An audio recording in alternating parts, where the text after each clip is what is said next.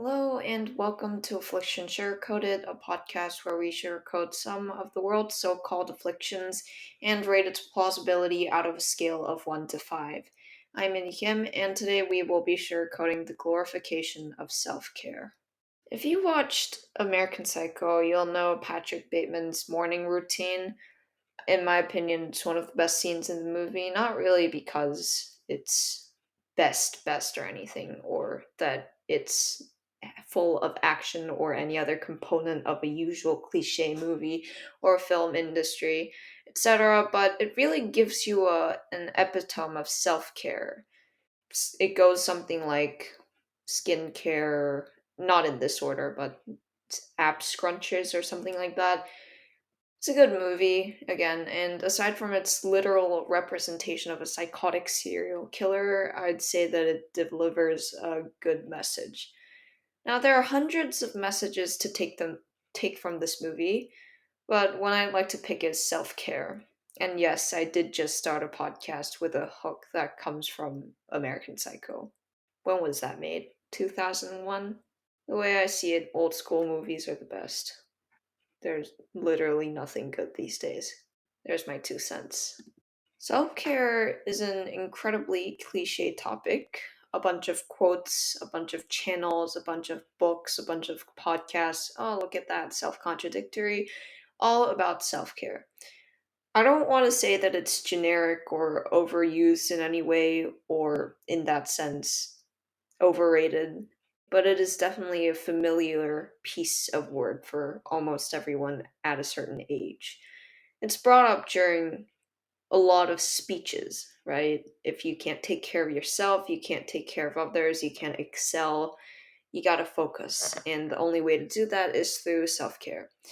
It was brought up during one of the impromptu speaking things in my class, which I know, oh my god, this kid is still doing impromptu speech during class. What grade is she in? No comment. Let's call my classmate Bob, because why not go overboard in the clichéness of today's episode? He was talking about self care, how it's interconnected with everything or something like that. I don't exactly remember what he said. It was something along those lines. To be very honest, most of his speech was incredibly repetitive. He must have said the word interconnectedness about 20 times before his four minutes was over. And that actually got me thinking about a lot of things. And by the way, he confessed that he looked up a bunch of words in his 2 minute prep time, saying, "Oh my god, I didn't even know what the word interconnectedness meant. I just used it because Google said so." Oh, the times of internet. But anyways, got me thinking about a lot of things. Mental health, physical health, biorhythms, relationships, etc. You can apply to almost everything, right? Because you are yourself and you yourself cannot exist without your own regime of self-care, if that makes sense. So far, I've done some podcasts about self-care, procrastination, high expectations, coin flipping, it's on that edge, etc. And Bob's right. Self care is interconnected with everything. I could name reasons why every aspect of daily life on a day to day basis connects with self care. Per Cambridge Dictionary, self care is quote unquote the practice of caring for yourself when you are ill or. Now, I could argue with that. To be honest, I could argue with every single definition from Cambridge Dictionary, but to refrain myself from doing that because that would take my entire life.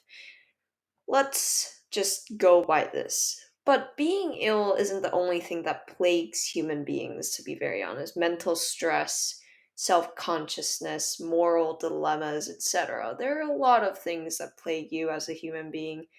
I'm not going to go ahead and name everything. If you want afflictions, you can go ahead and look at my entire episodes from this podcast.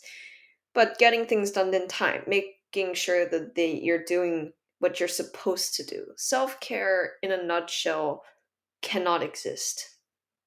You know the phrase, blah in a nutshell, parenthood in a nutshell, childhood in a nutshell.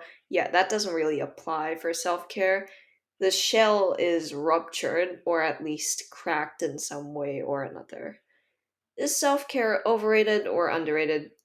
I mean, I did say that it wasn't overrated, so just go along those lines again.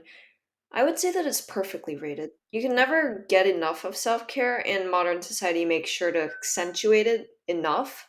I have no idea if it's enough, just like I can't read anyone's mind. For me, it's adequate, enough to keep me going in real life, enough to know that self care is important. I'm pretty sure everyone knows self care is important. It's just that a self revelation occurs oftentimes, and you just realize, wow, self care is a necessity. I need this to keep going. Maybe that doesn't apply for some people, maybe too young, too old to understand. I don't know.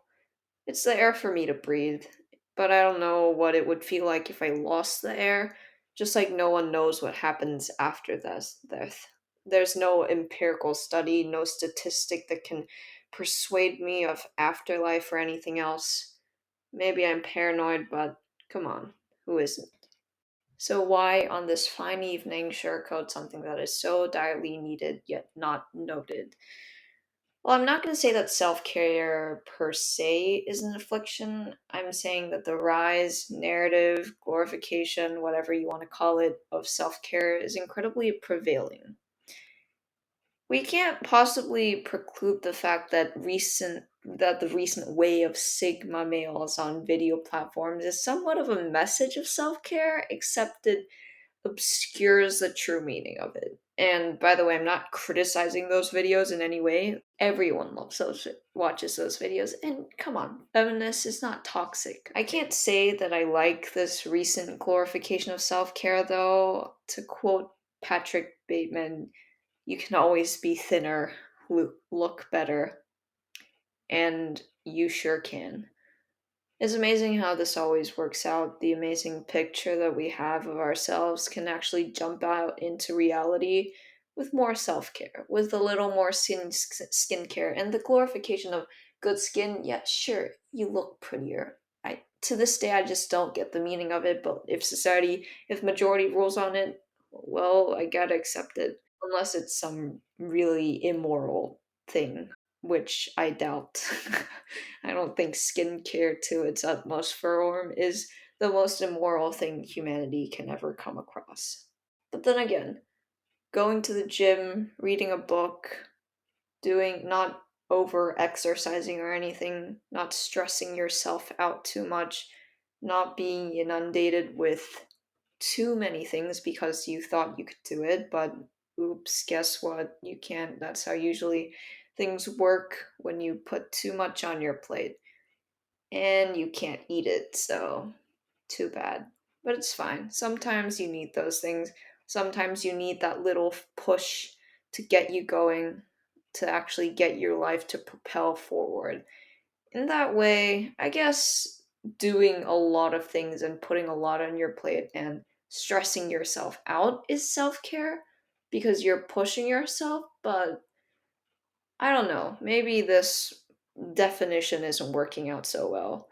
There's no clear definition, and I absolutely concede that from the get go. But maybe, just maybe, it's not always a bad thing. And yes, it is an affliction. By the way, I don't know why. It just feels like it because self care is incredibly hard to access, to actually apply on yourself, to apply on others. I don't know how that works, but I guess you can. And the amazing picture that we have of ourselves can actually jump out into reality, as I said before.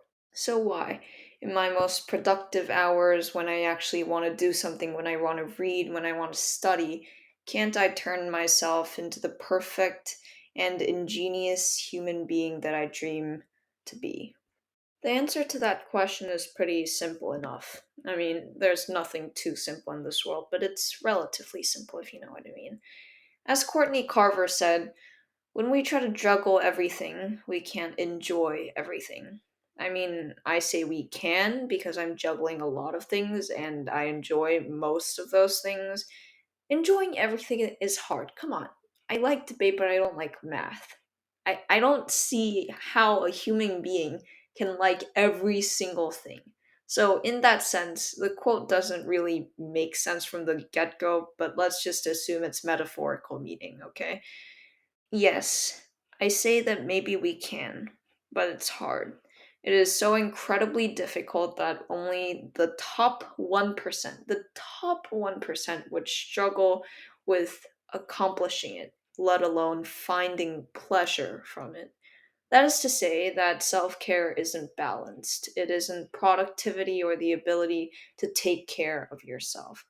Almost no one is prescient enough to predict and prevent every horrible thing that is to come. If someone can do that, please bring them to me. I need to learn that skill, okay? But assuming that no one has superpowers in modern society, I don't think it's possible. And moving back to the speech that Bob, actually, I want to change. This was from a girl. Another girl talked about self care. Let's call her Mary, one of the most popular girl names in the world.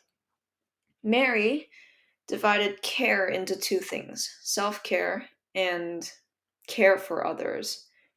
And she categorized them like this: self care, whether it's selfish or not selfish, and by selfish, she meant how people sometimes only take care of themselves when they're not, when they lose their integrity for the benefit of themselves and throw away the waste and dump to other people, when they want the same exact same thing as another person and they ignore their feelings because, well, it's self care, it's for me, so what's the problem? The problem is people get hurt on the way, and sure, maybe that doesn't qualify as self care, but I'm just going to do it for the sake of this podcast. And yes, care for others. You can only achieve, as she said, care for others if you care for yourself. And I'm a strong proponent of that. Maybe it's not true in some sense that, well, maybe people find self care from helping others, which doesn't really apply to me. Shh, okay? But yeah, maybe sometimes people find pleasure from helping others. It's a common thing. Maybe there isn't, maybe there's such a thing called true altruism, which I don't really want to believe it. Oh, look at that. I'm a realist. Self-care is to know how to enjoy yourself. It's how the joy that we all want is reached and attained, and we make it feasible for us to reach it in the first place. And mind you, this isn't my forte. I don't know how ultimate joy is reached. Until then, the best thing I can do is sit back and relax until a self revelation or something hits me in the back of my head and I can finally find self care. Social media doesn't give a damn about self care. But the glorification of self care gives me the lesson needed that your method of self care shouldn't be from a scrawny little kid like myself trying to make a podcast. Don't listen to my advice. That's all I have to say about self care. Instead, find what makes you happy. In my 14 years of life, 13, I guess, that's the one thing I learned. Pretty stupid, but you'll be surprised when you start. I give the sugarcoating of self care a 3. This podcast was written and produced by me, Minnie Kim. If you have any comments or reviews, please feel free to write any and all thoughts on your podcast reviews. If you would like to suggest an affliction for me to sugarcoat, please email me via afflictionssugarcoated@gmail.com. Try exploring what self care is for you. Maybe you find something, maybe you don't. Until then, I'll be here again next month. Have a good one.